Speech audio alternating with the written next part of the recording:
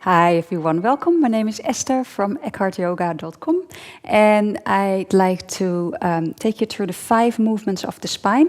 And just to remind you that if you do these 5 movements of the spine every day, chances that you get back pain are really slim. So just, it's a general idea to prevent or to work with back pain. Just make sure you do these 5 movements.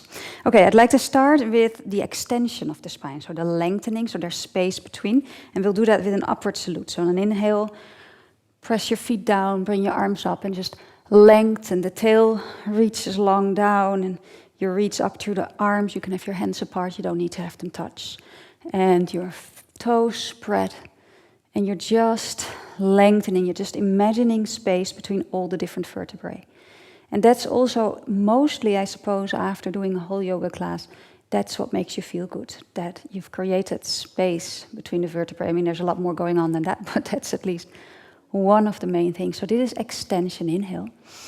And then exhale, hands down. And then we're going to come to flexion, so rounding the spine. So a nice way to do it is you can start in child pose. So you sit with the heels, with the hips on the heels and the forehead to the floor. You can make a pillow with your hands or fists. At home, you can have your knees a little bit apart. The more the knees are together, the more sort of flexion, rounding you get in the spine. You relax here for a moment. So this is flexion. And then you can also come up on hands and knees on the in-breath. And another flexion is where you push your knees and your hands down. So you really push the spine up to the ceiling, navel in, tail and head down. This is also flexion.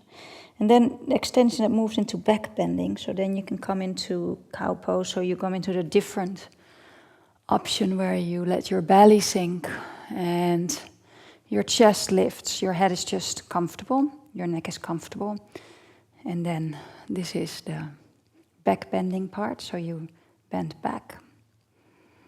You take a few breaths here. You can, of course, which is a really good idea, alternate between the two. If you do yoga, you know what I'm talking about. You just alternate between cat, this is cat, and between cow, which is this one.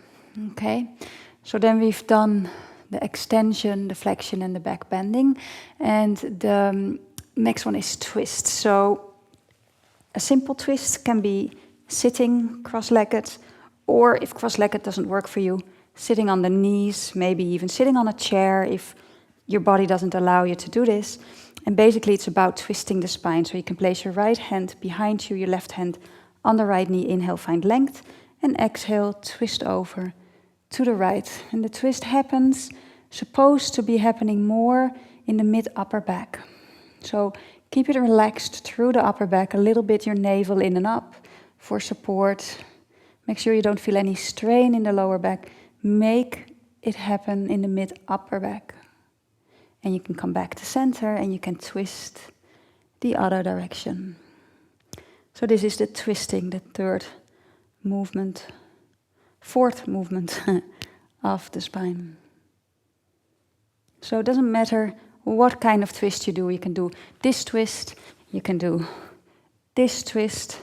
You can also do a Martyasana twist, where you have one knee up and go that way. Any kind of twist your body feels like, or even a lying twist on the back. Okay, and then the last movement would be a side stretch, and we're going to stand up for that. It can be just a simple side stretch where your feet are a comfortable distance apart, around underneath the hips.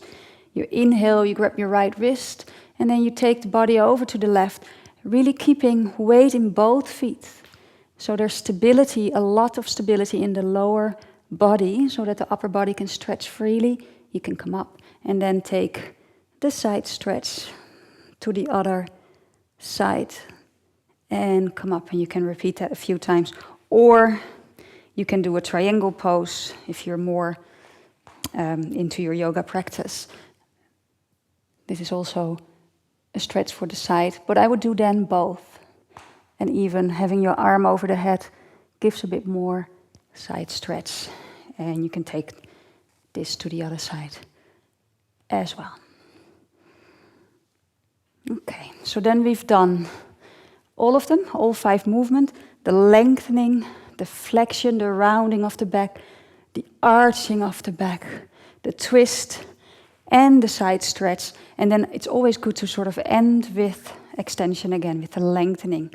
So we'll do another upward salute.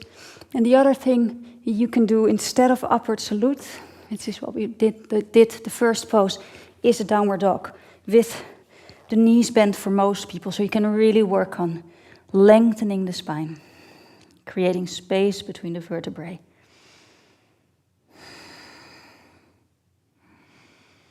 Okay, so there you go. 5 movements of the spine. All you need to know to keep your back nice and healthy. Spread the word for people that you know suffer from back pain. They might not want to do yoga, they might not want to do exercise, but they might be able to just think about taking their backs through the 5 movements of the spine every single day to increase the quality of their lives. Thank you so much for joining me. Namaste.